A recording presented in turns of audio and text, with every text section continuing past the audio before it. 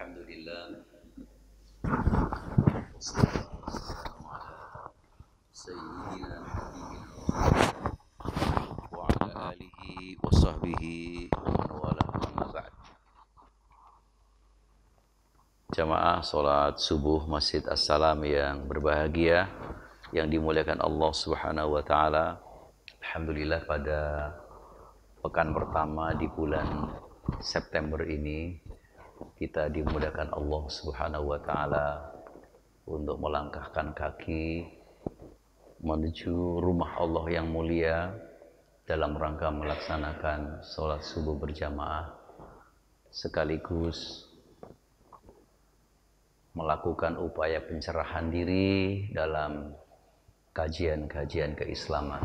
Semoga apa yang sedang kita kerjakan, yang kita upayakan terus istiqomah, ini menjadi amal soleh yang dapat memberatkan timbangan baik kita di hari kiamat, serta dapat mengurangi sifat kebodohan kita agar menjadi hamba-hamba Allah yang semakin tahu, semakin beriman, semakin berkomitmen, dan pada akhirnya jika Allah mengakhiri kita dengan husnul khatimah. Amin ya rabbal alamin.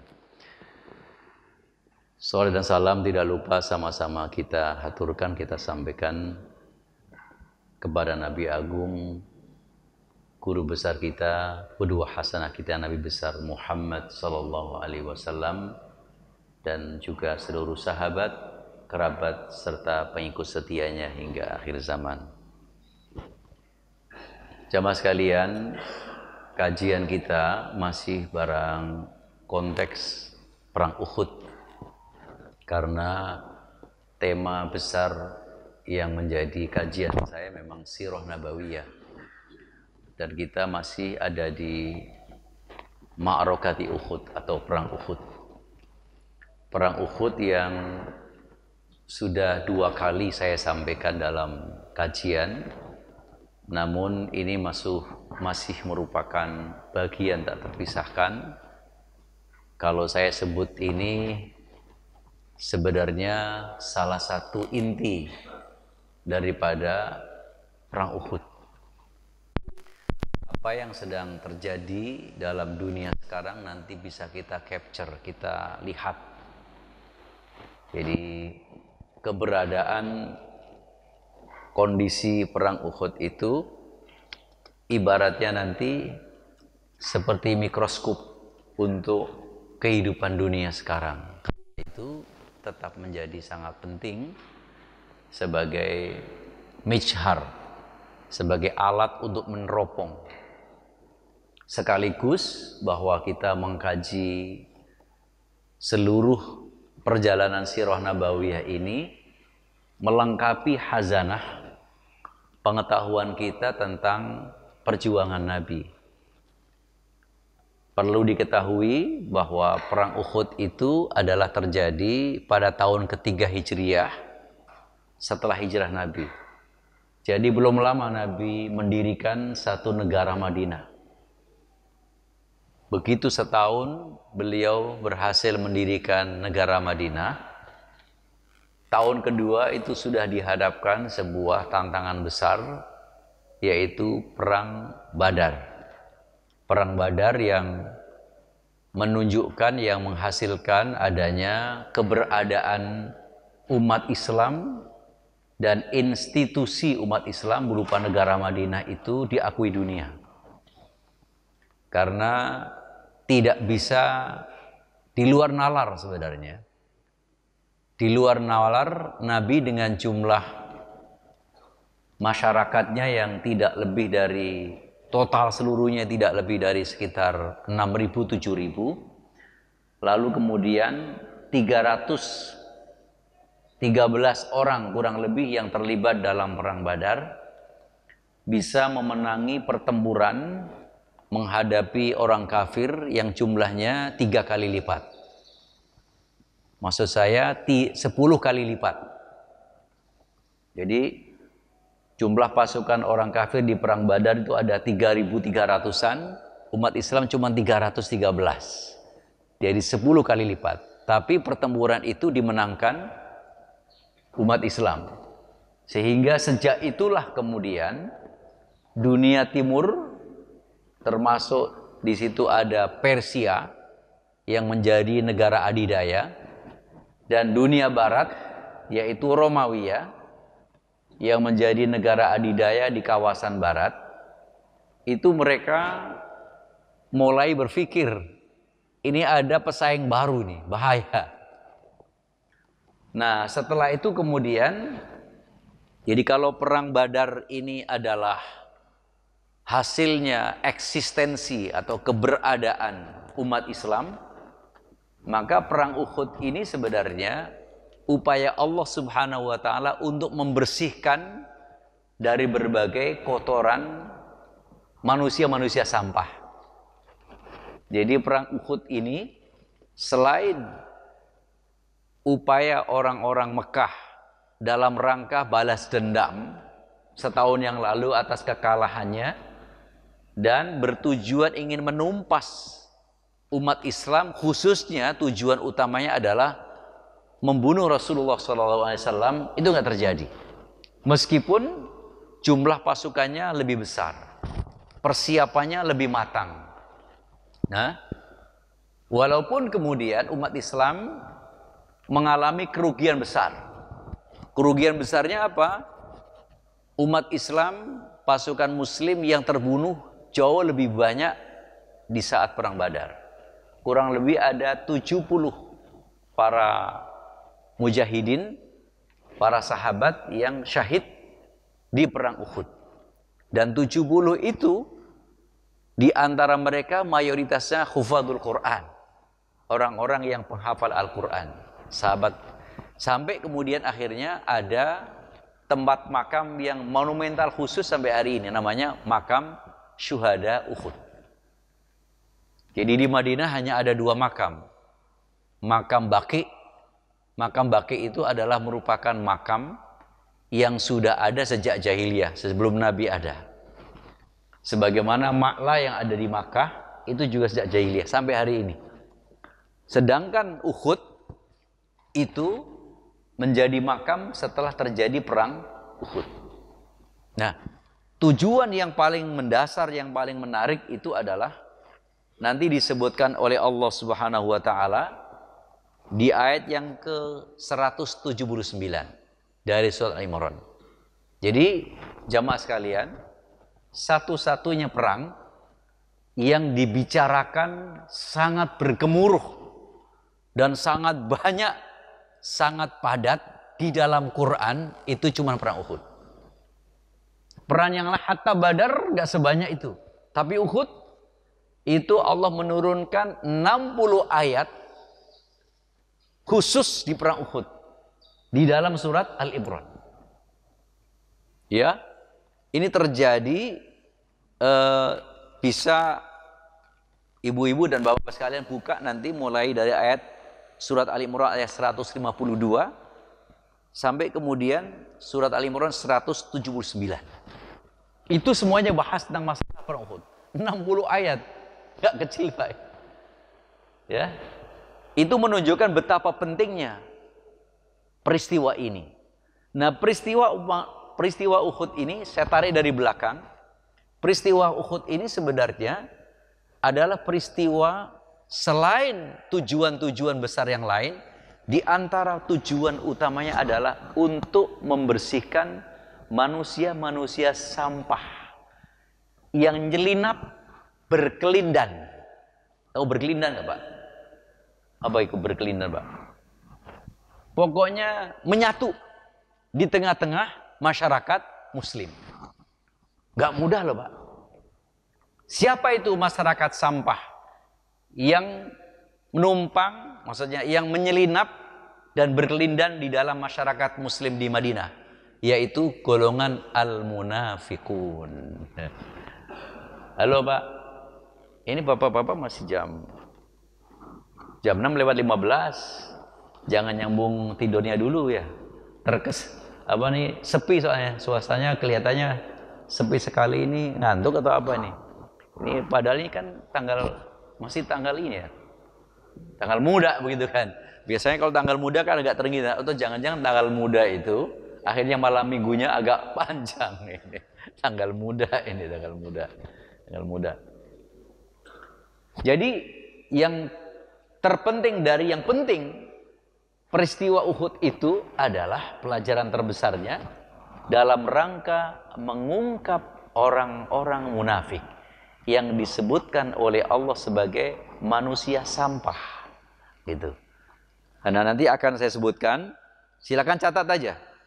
Misalnya di dalam pernyataan-pernyataan ayat ini di dalam surat Al-Imran itu ada di 100 ayat 120, ayat 167, ayat 168, ayat 176, ayat 177, ayat 178, dan ayat 179. Itu semuanya membicarakan tentang fenomena, cara pikir, sikap dan perilaku orang-orang munafik, khususnya upaya untuk berkolaborasi, ya, upaya berkoalisi dengan pasukan Makkah kafir, dan upaya menggagalkan keberhasilan Nabi. Tapi gagal mereka, ya, gagal. Makanya saya ingin masuk dari paling belakang, yaitu ayat 179. Jadi apa dikatakan? A'udzu billahi minasyaitonir rajim. Bismillahirrahmanirrahim. Ma kana Allah liyadharal mu'minina 'ala ma antum 'alaihi hatta yamizal khabitha minat thayyib. وَمَا كَانَ اللَّهُ لِيُطْلِعَكُمْ عَلَى الْغَيْبِ وَلَكِنَّ اللَّهَ يَجْتَبِي مِنْ رُسُلِهِ مَنْ يَشَاءُ فَآمِنُوا بِاللَّهِ وَرُسُلِهِ وَإِن تُؤْمِنُوا وَتَتَّقُوا فَلَكُمْ أَجْرٌ عَظِيمٌ. Ini di ayat 179. Dan bahkan menurut versinya Dr. Abu Khalil di dalam bukunya Atlasul Quran. Ini menarik ini. Ini kalau Bapak Ibu, saya yakin ini ada terjemahannya. Atlas Quran ini adalah peta. Jadi cara tafsir tapi memulai dari peta. Makanya saya perlihatkan gambar. Jadi misalnya seperti ini. Mau bicara tentang perang Uhud itu, dia langsung kemudian ada gambar peta. Perang Uhud ada di mana. Ini peta lama, bukan peta baru. Ini peta di zamannya, bukan peta-peta sekarang. Di semuanya berpeta. Ketika bicara Bani Israel, di sini ada petanya. Jadi ini sangat bagus, terutama bagi anak-anak muda, untuk kemudian bisa, sehingga ketika kita membahas ayat Quran ini, posisi wilayahnya ketahuan. Jadi ada di wilayah mana, di daerah mana, dijelaskan di situ batas-batasannya. Jadi di dalam ayat 179 itu kemudian Allah SWT menjelaskan tentang tujuan daripada, salah satu tujuan daripada perang Uhud, di mana Allah berfirman, maka Allahu, tidaklah Allah itu liyadharal mu'minina, membiarkan orang-orang mukmin, ma'ala ma antum alaihi, dalam keadaan sebagaimana kamu sekarang ini. Yang dimaksud keadaan waktu itu adalah keadaan mereka berdarah-darah, mereka pasukannya itu cukup mendapat perlawanan yang sangat sengit. Walaupun orang-orang Makkah tetap gagal, Allah nggak akan membiarkan itu. Makanya di periode kedua, di episode kedua, ada 2 kali episode, ada 3 kali episode sebenarnya di perang Uhud. Episode pertama itu dimenangkan umat Islam, terbirit-birit orang-orang Mekah. Bahkan guru saya namanya Dr. Ali Mula Al-Khori, beliau mengatakan posisi orang kafir waktu itu sudah hampir sampai di Abyar Ali. Kalau bapak-bapak mau umroh itu di sana. Artinya kalah, sudah lari mau menuju ke Mekah. Tapi kemudian pasukan Khalid bin Walid, begitu kemudian dia sambil lari menuju Makkah, dia punya pikiran insting. Ini insting apa namanya, panglima perang yang cerdik. Instingnya apa? Dia muter balik melalui belakang Gunung Uhud. Awalnya kan melalui depan. Sebab perang dulu itu hadap-hadapan, nggak kayak sekarang, Pak. Gitu. Berhadapan-hadapan. Kenapa berhadapan-hadapan? Karena senjatanya jangka pendek. Itu yang kemudian diistilahkan sekarang perang dari titik nol. Ini yang sekarang terjadi. Pasukan-pasukan perlawanan Mujahidin, perlawanan yang ada di Palestina terhadap Israel, itu sekarang mereka menggunakan strategi perang dari titik nol. Sementara orang-orang pasukan Israel nggak terlatih dengan titik nol. Mereka gelagapan, ketakutan, sehingga korban dari pasukan Israel ini jauh lebih besar, lebih dari 10.000. Ya, nah dari titik nol Khalid bin Walid muter balik lewat kawasan barat. Sebab kalau kawasan timur Madinah nggak bisa, kenapa? Di situ batu-batu granit, bukan granit ya, batu-batu api, semacam ya batu yang kuda saja nggak berani lewat. Lalu kemudian lewat barat. Lewat barat berarti lewat belakang perkebunan kurma. Sekarang perkebunan rumah. Sudah kurma nggak ada. Setelah itu kemudian lewat belakang gunung. Begitu lewat belakang gunung, muncul ada di namanya Gunung Rumat. Gunung Rumat itu gunung kecil. Kalau bapak-bapak ke sana, sekarang kayaknya sudah dirobohkan. Terakhir saya Februari ke sana itu sudah dirobohkan. Kemarin ya waktu haji nggak sempat. Waktu Februari itu saya lihat sudah hampir diratakan. Diratakan, cuma dikasih tenger, di situ ada, dikasih tanda di situ ada perang Gunung Rumat. Itu ada gunung kecil antara Gunung Uhud dengan Gunung Rumat. Di situ ada celah kurang lebih sekitar 200 meter.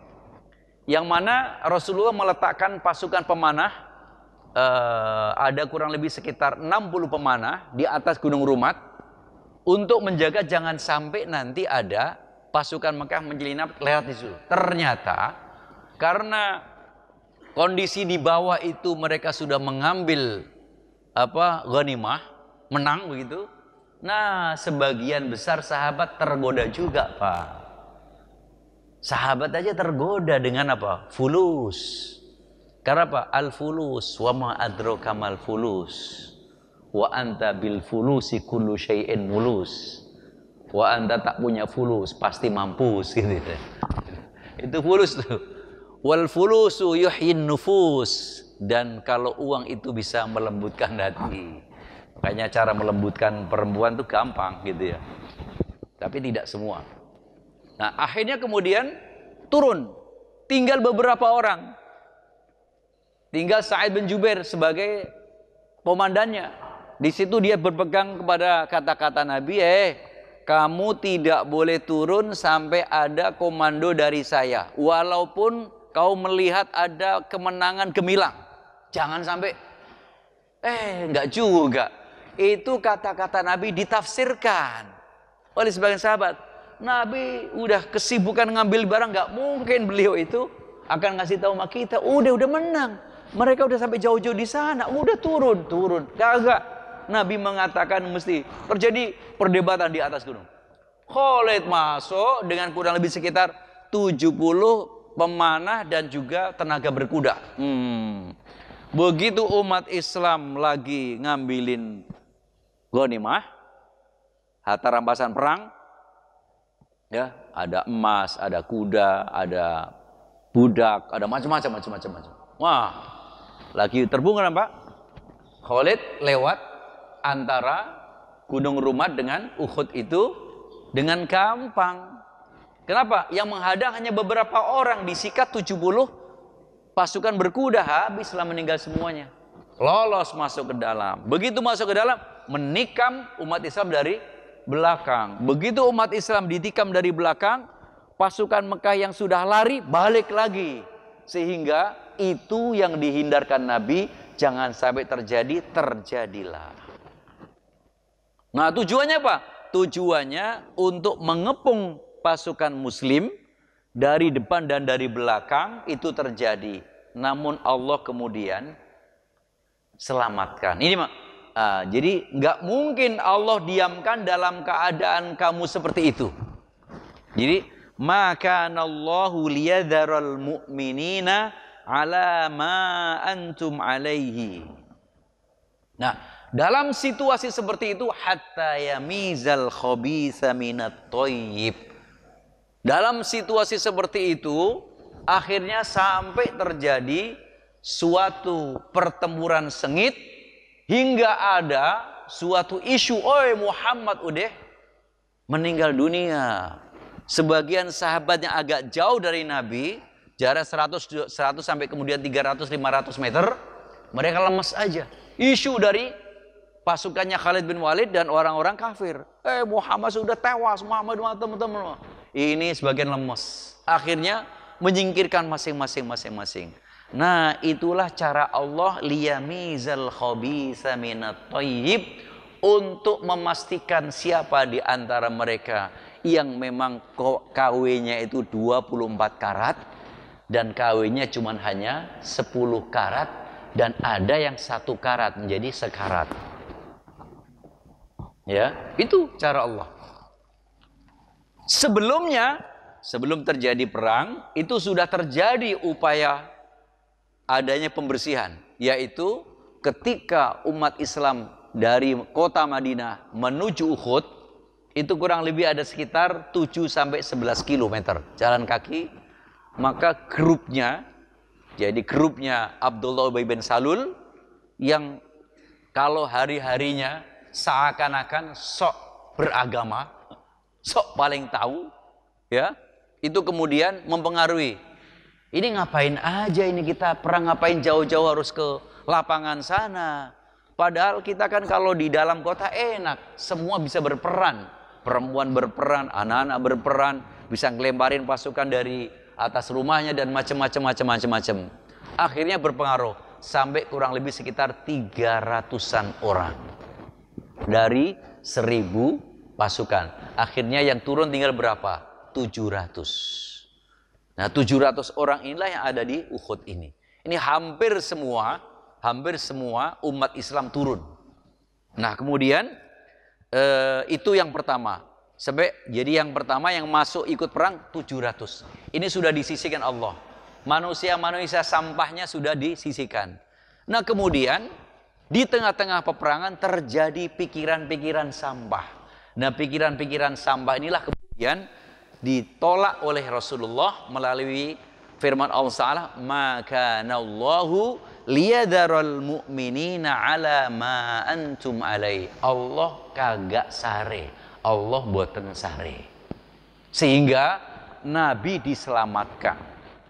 Sampai kemudian Allah menyelamatkan Rasulullah dari pasukan Makkah, meskipun korbannya lebih dari 6 orang yang menjadi tameng-tameng Rasulullah, yang sudah pernah saya sampaikan yang lalu. Nah, wa ma kana Allahu liyutli'akum 'alal ghaibi walakinallaha yajtabi mir rusulihi may yasha.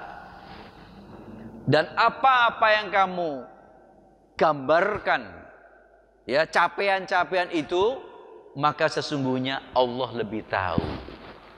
Awalnya kan kamu gambarkan mendapat ghanimah, lalu kemudian menang gemilang, tidak ada korban, macam-macam. Ternyata itu masih berupa angan-angan kamu. Kenapa? Allah lebih tahu. Nah, jamaah sekalian yang dimuliakan Allah Subhanahu wa taala. Inilah pentingnya membersihkan umat dari penyakit-penyakitnya sendiri. Pak, kemunafikan itu penyakit yang paling berat, yang paling susah, yang paling sulit untuk kemudian diselesaikan. Kenapa? Ada di dalam selimut. Kalau dalam pepatah kita, musuh dalam selimut. Siapa? Istri? Ya, suami. Bisa jadi. Musuh dalam selimut itu maknanya musuh yang mereka ada di tengah-tengah kita, di komunitas kita.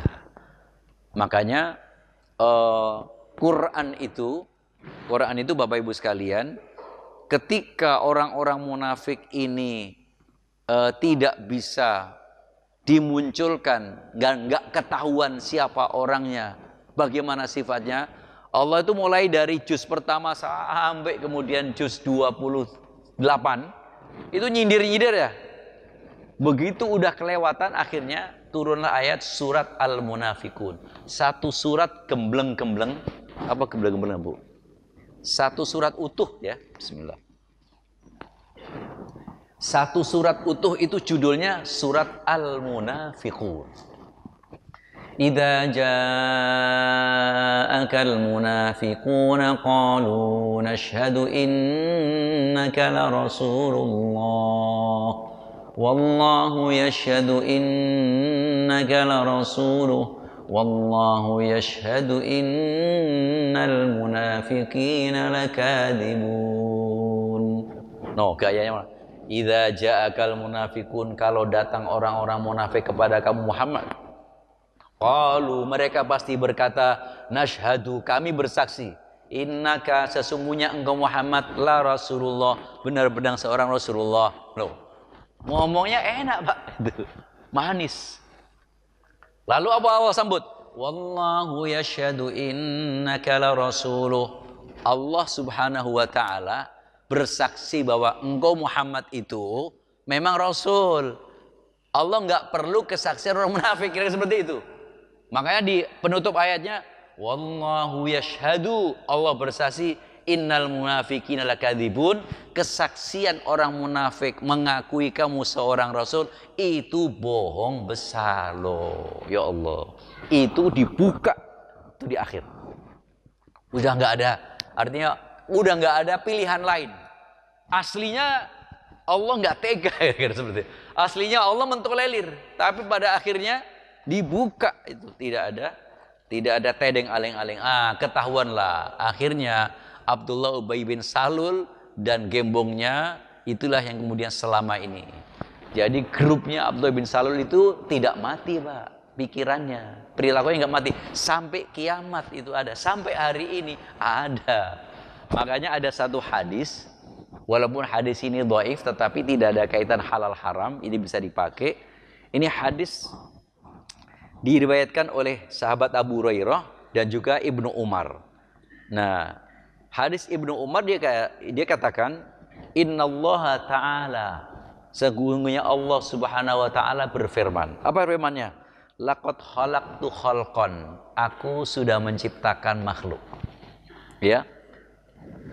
Dan di dalam di dalam yang lain, yakhruju fi akhir zaman, nanti di akhir zaman itu akan tampak apa? Rijalun, orang-orang. Rijal itu adalah lambang. Sebab biasanya yang berperan di tengah-tengah publik itu laki-laki.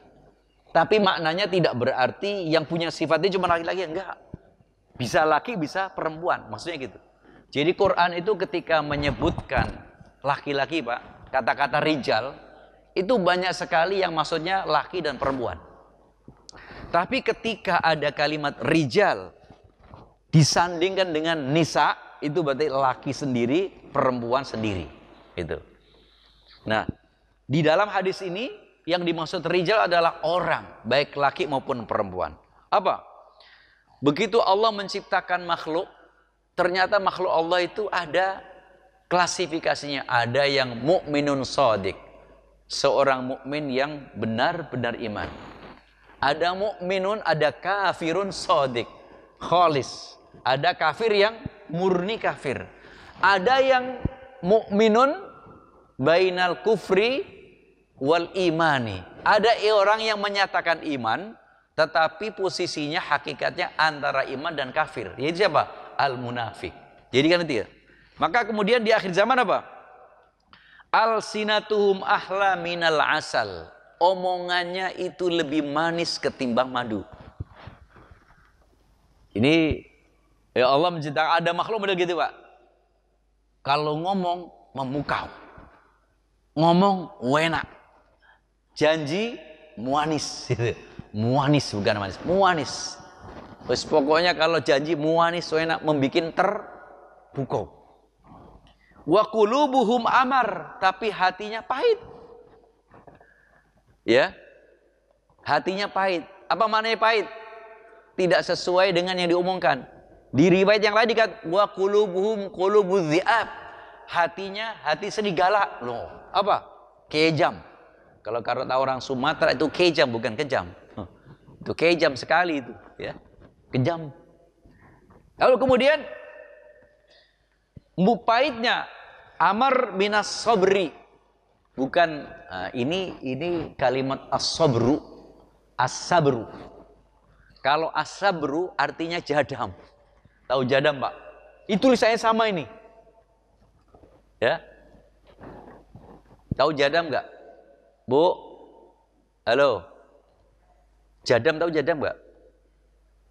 Buah yang warnanya hitam, white sekali. Kalau kita itu paling apa? Brotowali. Ya. Nah, tahu brotowali, Pak? Ngerti ya? Jadam kalau Arab tuh jadam. Dulu ada obat namanya dari jadam. Jadi itu adalah buah yang sangat pahit, warnanya hitam. Jadi pahitnya hati orang tadi itu lebih pahit ketimbang brotowali atau jadam. Nah, as-sabru dengan as-sabru. Kalau sobaro, sabar. Tapi kalau sobrun artinya jadam. Waduh tenan ya. Jauh sekali ini. Makanya baca Quran itu kalau salah harokat bisa-bisa merubah makna gitu. Nah kemudian fabiyahtu. Dan kalau sumpah-sumpahnya kepadaku. Nek sumpah demi Allah, demi Rasulullah. Jadi bukan demi pocong wahid, bukan itu. Sumpahnya meyakinkan gitu. Jadi ngomongnya manis, kalau sumpah meyakinkan, la'utihannahum fitnatan tada'ul halima minhum hayrana. Dalam situasi seperti itu, aku akan lemparkan suatu fitnah. Jadi orang-orang yang manis bicaranya, hatinya benci kepada Islam, lebih pahit kepada Islam, itu memang akan bisa menimbulkan fitnah. Kata Allah dalam hadis qudsi ini, fitnahnya itu sampai membuat orang-orang yang bijak pun bingung. Kalau orang pinter, orang cerdik pandai, orang bijak, ya kira-kira profesor, doktor, apa aja lagi. Nah, kiai, ustadz, ini bisa bingung macam mana yang tidak punya ilmu. Ini dahsyat ini. Ya, fabiya yaktarun, kepadaku mereka akan tipu. Coba. Tapi selain dia sumpahnya itu sama Allah, maka dia ini dianggap itu cara dia menipu Allah. Am alayya yajtariun, ataukah memang itu perilaku sembrono kepada Allah Subhanahu wa taala. Di dalam hadis yang lain dikatakan fabiya halaftu la ab'asanna ala ulaika minhum fitnatan tada'ul halima minhum hayrona. Jadi akibat orang yang memukau pembicaraannya, hatinya benci kepada agama, benci kepada ahli agama, itu bisa menimbulkan fitnah yang dahsyat. Kenapa? Fitnah itu sampai-sampai orang yang cerdik pandai saja bisa tertipu alias bingung bagaimana orang yang biasa. Nah, ini kira-kira Bapak Ibu sekalian yang sangat kita khawatirkan. Karena itu ada satu ada satu analisa seorang budayawan. Ini namanya Mukhtar Lubis. Mungkin sekelas Pak Prof ini tahu. Mukhtar Lubis ini budayawan pada era tahun 70-an. Jadi Mukhtar Lubis dalam pidatonya waktu itu di tim ya tahun 77 bicara kebudayaan. Tapi pidato dia ini puji banyak para budayawan, termasuk Yakub Utama yang punya Kompas itu memuji betul. Ini para budayawan senior itu mereka memuji betul. Apa? Dalam pidatonya dia mengatakan Ciri-ciri dari masyarakat Indonesia, kata dia. Ini mohon maafnya, kenceng banget nih. Pertama, kata dia, ciri-ciri masyarakat kita itu hipokrit atau munafik. Yo, cocok ini. Ciri masyarakat di Indonesia itu hipokrit, munafik. Mengatakan iya tapi enggak. Mengatakan enggak tapi iya. Ini rumit ini. Rumit. Janji, tetap janji, sampai akhir periode tetap janji, gitu kan misalnya. Janji, ini janji. Jadi munafik. Ini sifat pertama kali, ada 6 sifat yang dia ungkapkan. Pertama, sifatnya orang Indonesia, bangsa Indonesia itu munafik. Nah, ini bisa dikurangi, bisa kemudian dikecilkan dengan cara pendidikan kebangsaan dan keislaman yang baik. Tidak cukup hanya dengan pendidikan, karena ternyata proses pendidikan politik sejak Orde Baru sampai sekarang, ada reformasi lah sampai sekarang, menurut saya ini gagal. Gagal ketika dilihat dari tujuan utama. Salah satu tujuan reformasi itu kan ada 5. Ya, memberantas korupsi, nepotisme, KKN kan, korupsi, kolusi, nepotisme. Korupsi hilang nggak? Tambah akeh. Apa tambah akeh? Kolusi ada nggak? Korupsi terjadi karena kolusi. Jadi agak susah rasanya, agak susah kayaknya, agak nggak masuk akal kira-kira misalnya suatu anggaran pemerintah yang kemudian murni dilaksanakan 100%. Rasa-rasanya kok kayaknya tangeh lamun ya. Itu mimpi. Pasti yang nyangkut di perjalanan banyak atau lebih daripada banyak. Sumitro, bapaknya si Prabowo itu, zamannya dia masih hidup, dia mengatakan ini kebocoran APBN itu mencapai 30 hingga 40%. Zaman itu. Loh ya apa saya gitu? Pak, oleh akeh, Pak. Ya, wah akeh terang-terangan maneh. Nggih. Halo. Iki pengajian di Jawa Timur apa Jawa Tengah nih, Pak? Ya, kita bikin Nusantara saja ini.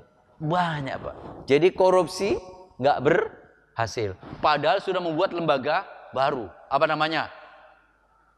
WPK. Tapi ternyata berkelindan di dalamnya koruptor. Lah kalau kemudian penegak hukumnya juga adalah orang-orang yang juga manis dengan korupsinya, ayo apa gimana beratasi? Gimana Pak coba? Yang ketiga, nepotisme. Apa nepotisme? Nepotisme itu mementingkan golongan dan keluarga. Berhasil nggak? Wah, pira wanae dipaksakno ya.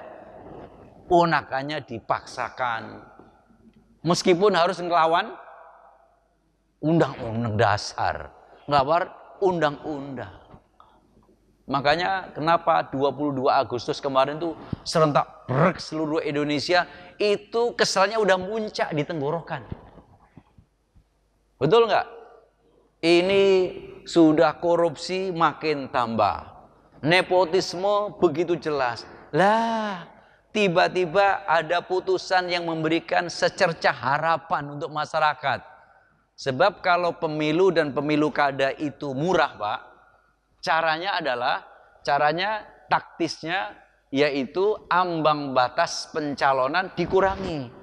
Nek perlu 0. Supaya apa? Supaya calonnya banyak. Kalau calonnya banyak berarti saingan banyak. Kalau saingan banyak, masyarakat punya pilihan banyak. Karena masyarakat punya pilihan banyak, orang yang nyalon mau ngasih duit mikir sopo iki. Halo.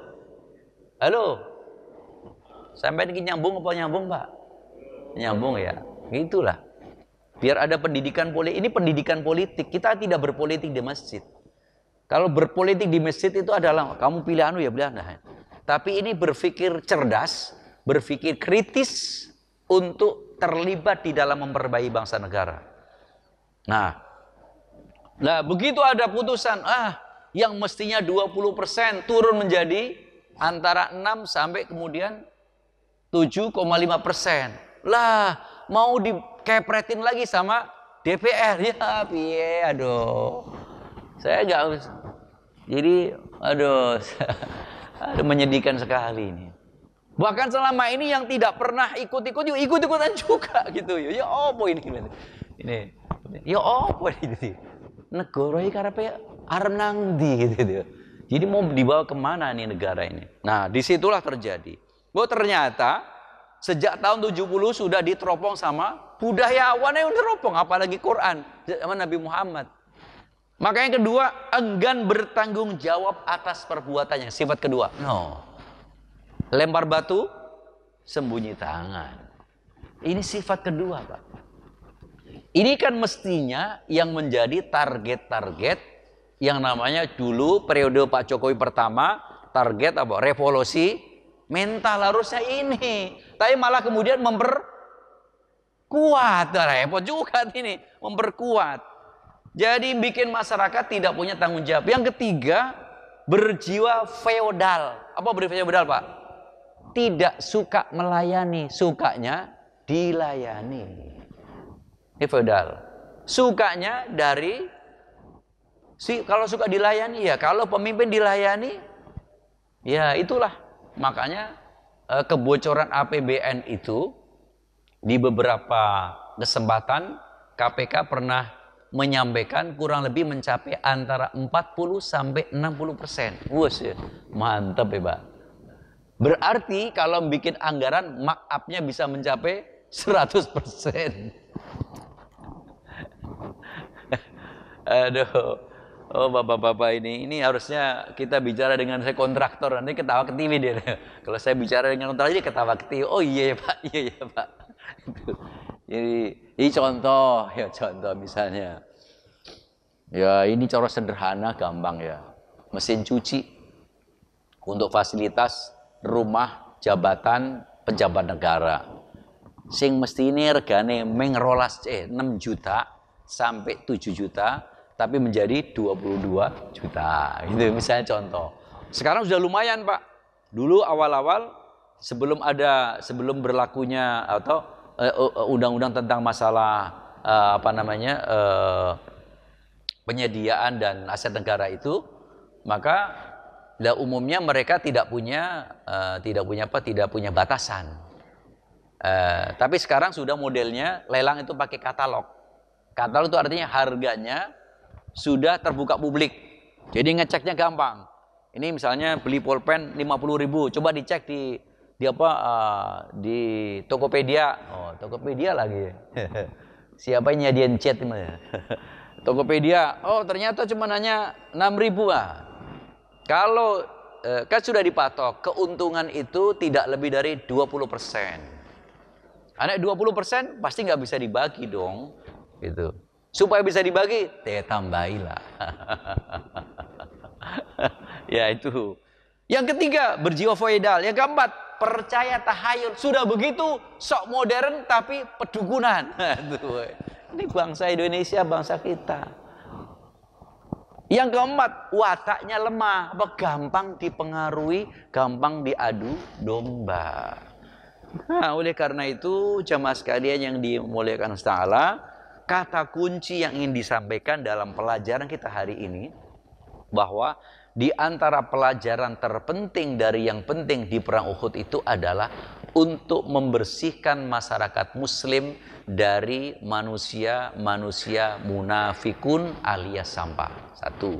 Kedua, untuk kita perjuangan agar bisa terus berjalan, maka sedapat mungkin dibersihkan dari sifat-sifat kemunafikan. Sifat munafik yang paling menjadi lawan utama itu satu, apa? Ikhlas. Keikhlasan itu adalah sifat yang bisa menghantam, menggugurkan sifat munafik. Sebab sifat munafik itu yang paling utama ada riya, gitu. Riya. Maka keikhlasanlah lawannya. Jadi untuk membangun sebuah perjuangan, apakah itu melalui institusi, apakah itu melalui tempat-tempat ibadah, apakah itu melalui ormas-ormas, maka perjuangan itu akan kuat, akan sampai ke hati apabila dominan ikhlasnya. Kalau perjuangannya sudah nggak dominan, ya berantem. Kenapa berantem satu dengan yang lain? Karena gara-gara apa? Gara-gara ketidakikhlasan. Sahabat yang turun tadi dari Gunung Rumat untuk ikut-ikut itu jauh dari itu. Itu betul-betul tafsir sesat. Bukan karena munafik, bukan karena tidak ikhlas. Itu saja dibersihkan sebersih-bersihnya di dalam Quran 60 ayat. Coba saya nggak sempat kaji detail ya, tapi cukup saya berikan gambaran besarnya. 60 ayat itu mengilaj ya.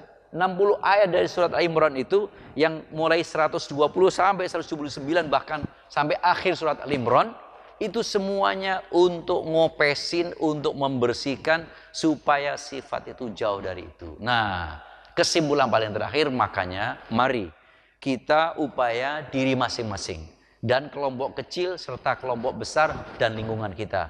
Bagaimana supaya kita maksimal kita upayakan membersihkan diri dari sifat-sifat kemunafikan untuk kebesaran Islam, untuk berkontribusi kepada perjuangan. Wallahu a'lam bissawab. Aqulu qouli hadza wa astaghfirullahal li wa lakum wa lisa'il muslimin wastaghfiruhu innahu ghafurur rahim. Subhanakallahumma bihamdika asyhadu an la ilaha illa anta astaghfiruka wa atubu ilaik. Assalamualaikum warahmatullahi wabarakatuh.